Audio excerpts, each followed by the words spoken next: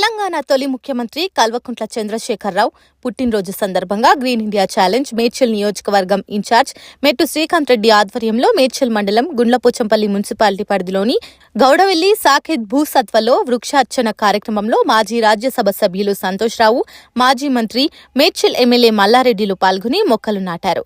అనంతరం గౌడవెల్లి గ్రామంలోని మల్లన్న జాతరలో పాల్గొని ప్రత్యేక పూజలు నిర్వహించారు.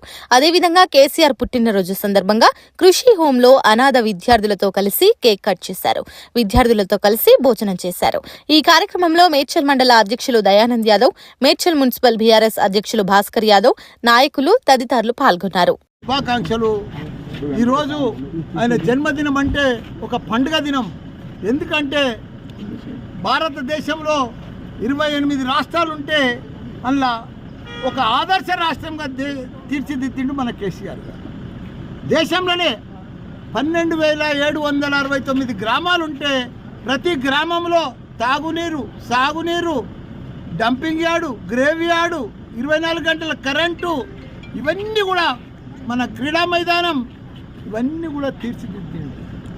1000 గురుకుల పాఠశాలలు కులమత భేదం లేకుండా బీసీలకు, ఎస్సీలకు, మైనార్టీలకు ప్రతి ఒక్కరికి గురుకుల పాఠశాలలు తెరిచిన ఘనత కూడా మనకు సీఎం కేసీఆర్. ఇట్లా ప్రతి ఒక్కరు కూడా ఇవాళ ఆయన జన్మదినం అందరూ కూడా ఊర్లల్లో ప్రతి వాడల పండుగ వాతావరణం తీసుకొచ్చారు. ఇక్కడ మా గౌడెల్లో పెద్ద ఎత్తున ఇవాళ చెట్లు నాటినాం. అదే మాత్రంగా పెద్ద అనాథాశ్రమం వచ్చింది. మా సంతోషరావు గారు వచ్చారు. ఆయన కూడా ఈరోజు కేసీఆర్ గారి పేరు మీద 2 లక్షల రూపాయలు దీనికి డొనేషన్ కూడా ఇస్తున్నాడు. ఏది ఏమైనా మనం చూస్తూ ఉన్నాం.